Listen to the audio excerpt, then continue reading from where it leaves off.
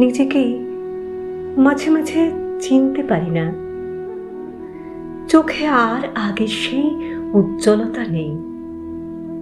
হৃদয়ের ভেতর কেমন একটা ভার, যেন কিছু হারিয়ে গেছে চিরতরে।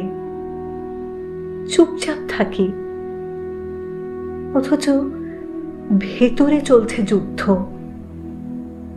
মনে হয় এই আমি আসল আমি নয়, কেউ যেন আমায় পাল্টে দিয়েছে নীরবে।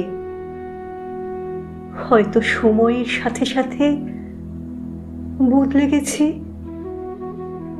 কিংবা ভাঙতে ভাঙতে তৈরি হয়েছি নতুন আমি, অচেনা অজানা, তবুও আমি।